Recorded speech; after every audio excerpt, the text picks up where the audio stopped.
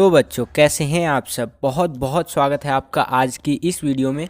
आज का ये वीडियो बहुत ज़्यादा खास होने वाला है क्लास 12 के बच्चों के लिए, क्योंकि आपको पता है बच्चों कल आपका फर्स्ट टर्म का यानी टर्म 1 का जियोग्राफी का पेपर है।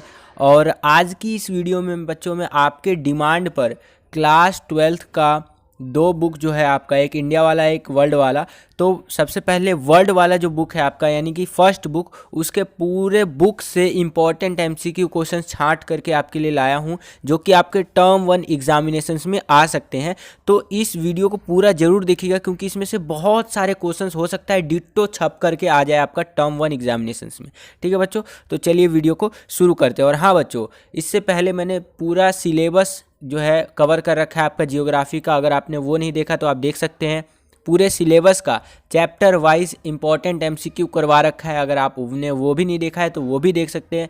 इन दोनों ही चीज़ों का प्लेलिस्ट का लिंक जो आपको डिस्क्रिप्शन में मिल जाएगा, तो आप वहाँ से जा करके देख सकते हैं। तो यहाँ देख लीजिए बच्चों, क्लास 12 का geography term 1 first book most important MCQ question होने वाला है। ठीक है, तो चलिए शुरू करते हैं। तो यहाँ पर देखिए बच्चों, पहला क्वेश्चन जो है आपका मैंने लिया है आपके लिए कि आधुनिक जो मानव भूगोल है उसका जनक किसे कहा जाता है। आधुनिक मानव भूगोल की बात कर रहा है बच्चों, तो इसका सही उत्तर है ऑप्शन नंबर दूसरा हमारा, रैटजेल को आधुनिक मानव भूगोल का जनक कहा जाता है। ठीक है बच्चों, आगे चलते हैं। अगला प्रश्न देखिए बच्चों, दूसरा प्रश्न देखिए बच्चों क्या पूछ रहा है हमसे। प्रश्न पूछ रहा है बच्चों कि प्रकृति के नियमों को समझकर ही मानव ने प्रौद्योगिकी का विकास किया और प्रकृति को अपने अनुसार ढाल लिया। इसे डैश कहा गया है। तो इसे क्या कहा गया है? तो इसे कहा गया है बच्चों संभावनावाद कहा गया है। क्या कहा गया है बच्चों? संभावनावाद। अगर आपको डिटेल में एक्सप्लेनेशन चाहिए तो आप जा करके हमारे चैप्टर वाइज वीडियो देख सकते हैं। चैप्टर वाइज एमसीक्यू को इंपॉर्टेंट क्वेश्चंस जो बनाए हैं, मतलब इंपॉर्टेंट एमसीक्यू क्वेश्चंस, वो वीडियोस देख सकते हैं। दोबारा मैंने आपको बोल दिया, लिंक आपको मिलेगा डिस्क्रिप्शन बॉक्स में। चलिए आगे चलते हैं, अगला प्रश्न देखते हैं। अगला प्रश्न क्या पूछ रहा है बच्चों हमसे? तीसरा प्रश्न पूछ रहा है बच्चों कि मानव भूगोल मानव समाज और धरातल के बीच संबंधों का संश्लेषित अध्ययन है। परिभाषा किसके द्वारा प्रस्तुत की गई है? ये जो परिभाषा है ये किसके द्वारा प्रस्तुत की गई है? तो ये जो परिभाषा है बच्चों, ये फ्रेडरिक रैटजेल के द्वारा प्रस्तुत की गई है। किसके द्वारा प्रस्तुत की गई है बच्चों? रैटजेल के द्वारा प्रस्तुत की गई है। आगे चलते हैं, अगला प्रश्न देखिए बच्चों, चौथा प्रश्न देखिए बच्चों क्या पूछ रहा है हमसे। चौथा प्रश्न पूछ रहा है बच्चों कि नव निश्चयवाद कह लीजिए अथवा रुको और जाओ निश्चयवाद की संकल्पना कह लीजिए, ये जो चीज़ है ये संकल्पना किस भूगोलवेता द्वारा प्रस्तुत की गई थी? तो ये जो प्रस्तुत की गई थी बच्चों वो Griffith Taylor, I repeat Griffith Taylor के द्वारा प्रस्तुत की गई थी। ठीक है बच्चों, आगे चलते हैं। अगला प्रश्न देखिए बच्चों, पांचवा प्रश्न देखिए बच्चों क्या पूछ रहा है हमसे कि मानव ने प्रकृति के नियमों को बेहतर ढंग से समझने के बाद ही प्रौद्योगिकी का विकास कर पाया है। इसके कुछ उदाहरण हैं। पहला है डीएनए की खोज, बिल्कुल सही। दूसरा है गति के नियमों को समझ करके हमने वायुयान वगैरह बनाया तो ये भी बिल्कुल सही है। घर्षण की खोज जो हमने की तो वहाँ से आग की खोज हो गई ऑटोमेटिकली। ठीक है, मतलब घर्षण की खोज के बाद आग की खोज हुई। और चौथा है उपरोक्त सभी, तो इसका सही उत्तर है उपरोक्त सभी। ये सारे ही उदाहरण करेक्ट है बिल्कुल। चौथा जो है पांचवे का चौथा ऑप्शन बिल्कुल करेक्ट होगा। आगे चलते हैं। इस चीज़ को समझ लीजिए बच्चों, ये मैंने पहले के वीडियोस में भी आपको समझाया है कि जनसंख्या की वास्तविक वृद्धि की गणना कैसे की जाती है। तो वास्तविक वृद्धि की गणना करने के लिए हम लोग ये फॉर्मूला लगाते हैं बच्चों, जन्म दर माइनस मृत्यु दर प्लस में आपका आप्रवासी माइनस उत्प्रवासी, ये हमारा फॉर्मूला लगता है। तो अगला प्रश्न देखिए बच्चों, सातवां प्रश्न क्या पूछ रहा है बच्चों हमसे। सातवां प्रश्न पूछ रहा है कि विश्व में किस देश की वृद्धि दर सबसे कम है? कौन सा ऐसा देश है जिसकी वृद्धि दर सबसे कम है? तो इसका सही उत्तर है बच्चों ऑप्शन नंबर 4 जो है हमारा, लैटविया जो है ये हमारा करेक्ट होगा। इसकी वृद्धि दर सबसे कम है। ठीक है बच्चों, आगे चलते हैं। अगला प्रश्न देखिए, आठवां प्रश्न क्या पूछ रहा है हमसे बच्चों कि किस महाद्वीप की जनसंख्या वृद्धि दर सबसे अधिक है? कौन सा ऐसा महाद्वीप है जिसकी जनसंख्या वृद्धि दर सबसे अधिक है? आप लोग सोच रहे होंगे एशिया, लेकिन इसका जो करेक्ट आंसर है आठवें का वो है अफ्रीका। ठीक है, अफ्रीका जो महाद्वीप है उसका जनसंख्या वृद्धि दर सबसे अधिक है। आगे चलते हैं। अगला प्रश्न देखिए, नौवां प्रश्न क्या पूछ रहा है बच्चों हमसे कि किसी देश का वास्तविक धन क्या होता है? किसी देश का वास्तविक धन क्या होता है बच्चों? तो उस देश के निवासी उस देश के वास्तविक धन होते हैं। ठीक है बच्चों, आगे चलते हैं, अगला प्रश्न देखिए 10वां प्रश्न क्या पूछ रहा है हमसे। तो 10वां प्रश्न पूछ रहा है बच्चों हमसे कि निम्नलिखित में से कौन सा प्रतिकर्ष कारक नहीं है। तो इसका सही उत्तर है बच्चों 4th वाला आपका चिकित्सा, शैक्षणिक और सुविधाएं। ठीक है, ये हमारा प्रतिकर्ष जो कारक है वो नहीं है। आगे चलते हैं, अगला प्रश्न देखिए 11वां प्रश्न क्या पूछ रहा है हमसे कि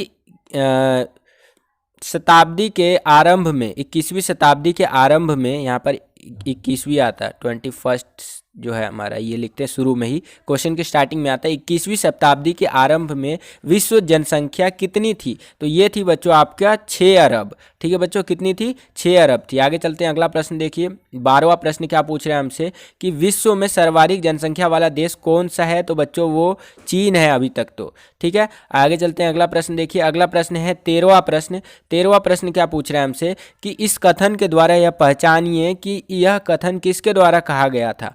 ठीक है, अब कथन और जो है वहाँ पर ऑप्शंस उनको देख लेते हैं एक बारी। कथन को ध्यान से पढ़िए बच्चों कि मानव विकास से अभिप्राय ऐसे विकास से है, ऐसे डेवलपमेंट से है जो लोगों के विकल्पों में, ऑप्शंस में वृद्धि करे और उनके जीवन में सुधार लाए। ठीक है, तो ये जो कहा था बच्चों हमारा ये कहा था बच्चों हमारा, किसने कहा था? डॉक्टर महबूब उल हक ने कहा था। किसने कहा था बच्चों? डॉक्टर महबूब उल हक ने कहा था। आगे चलते हैं, अगला प्रश्न देखिए बच्चों, अगला प्रश्न काफ़ी महत्वपूर्ण है। मानव विकास सूचकांक के अनुसार भारत का स्थान कौन सा रहा है साल 2021 के अनुसार? तो 131वें स्थान पर रहा है मानव विकास के अंदर, मानव विकास सूचकांक के अंदर भारत। ठीक है, आगे चलते हैं, अगला प्रश्न देखिए 15वां प्रश्न। 15वां प्रश्न क्या पूछ रहा है बच्चों कि सार्थक जीवन जो है केवल डैश होता है। तो सार्थक जीवन केवल दीर्घ नहीं होता है। ठीक है, तो ये आप लिख सकते हैं। आगे चलते हैं, अगला प्रश्न देखिए बच्चों, अगला प्रश्न है 16वां प्रश्न। 16वां प्रश्न क्या पूछ रहा है कि मानव विकास सूचकांक में विश्व में पहला स्थान किस देश को प्राप्त है बच्चों? तो ये है नॉर्वे को प्राप्त है। किसको प्राप्त है बच्चों? नॉर्वे को प्राप्त है। आगे चलते हैं, अब ये वाला क्वेश्चन में थोड़ा सा मॉडिफिकेशन किया है और थोड़ा सा बदलाव करके मैं लाया हूँ आपके सामने। हालांकि पहले बहुत बार ये क्वेश्चन रिपीट हुआ है, पहले जब पेपर हुए आपके, तो कि ब्राज़ील के कॉफ़ी बागानों को क्या कहा जाता है और यह किसके नियंत्रण में है। तो देखिए ब्राज़ील के कॉफ़ी बागानों को फेजेंडा कहा जाता है, ये तो आप सभी को पता है, लेकिन ये जो है यूरोप वासियों के नियंत्रण में है। किसके नियंत्रण में है बच्चों? यूरोप वासियों के। आगे चलते हैं, अगला प्रश्न देखिए, अगला प्रश्न है 18वां प्रश्न। 18वां प्रश्न क्या पूछ रहा है बच्चों कि प्राथमिक क्रियाएं निम्न में से प्रत्यक्ष रूप से किस पर निर्भर करती हैं। तो ये पर्यावरण पर निर्भर करती हैं। किस पर निर्भर करती है बच्चों? तो पर्यावरण पर निर्भर करती है। आगे चलते हैं, अगला प्रश्न देखिए, अगला प्रश्न है 19वां प्रश्न। 19वां प्रश्न क्या पूछ रहा है बच्चों हमसे कि आदिम कालीन समाज किस प्रकार के पशुओं पर निर्भर था। तो ये था बच्चों जंगली पशुओं पर निर्भर था। उस टाइम पे पालतू वालतू का तो कोई सिस्टम था नहीं, तो 19वें का आप जंगली लगा देंगे।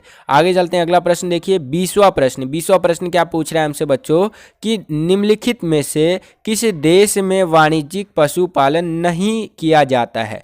ठीक है, तो इसका सही उत्तर है बच्चों कनाडा के अंदर वाणिज्यिक पशुपालन नहीं किया जाता है। आगे चलते हैं, 21वां प्रश्न देखिए बच्चों। 21वां प्रश्न क्या पूछ रहा है हमसे यहाँ पर कि स्थानांतरणशील कृषि को लादांग किस देश में नहीं कहा जाता है। ठीक है, 21वां प्रश्न है, तो इसका सही उत्तर है भारत के अंदर। ठीक है, आगे चलते हैं, अगला प्रश्न देखिए 22वां प्रश्न। 22वां प्रश्न क्या पूछ रहा है हमसे बच्चों कि प्राथमिक क्रियाएं पाठ के अनुसार किस प्रकार की कृषि में खट्टे फलों के उत्पादन पर अधिक बल दिया जाता है। तो वो भूमध्य सागरीय कृषि होता है। ठीक है बच्चों, आई होप कि इतना समझ में आया होगा आपको। आगे चलते हैं, अगला प्रश्न देखिए, अगला प्रश्न है अंतिम प्रश्न, ये वाला 23वां प्रश्न कि जहां केवल सब्जियों की खेती होती है और वहां ट्रक फार्म एवं बाजार के मध्य दूरी रात भर में तय करते हैं, इन्हें डैश कृषि कहते हैं। तो इन्हें ट्रक कृषि कहते हैं।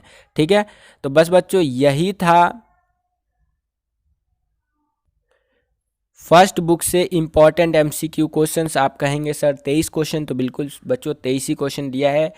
ऐसा मत सोचिए कि सिर्फ इतने ही क्वेश्चन मैंने बताए हैं आपको। ऑलरेडी मैंने चैप्टर वाइज आपको इंपॉर्टेंट एमसीक्यू क्वेश्चंस करवा दिए, क्योंकि कल पेपर है तो ज़्यादा हम बोझ नहीं रखना चाहते थे सर पे। तो जो मुझे लगा कि आ सकता है तो मैंने वो क्वेश्चंस आपको बता दिए।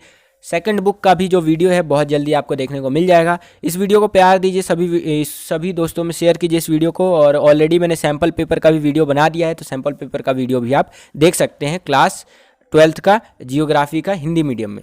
मिलता हूं आपसे अगली वीडियो में, तब तक के लिए खुश रहिए, खुश रखिए सभी को। जय हिंद, वंदे मातरम।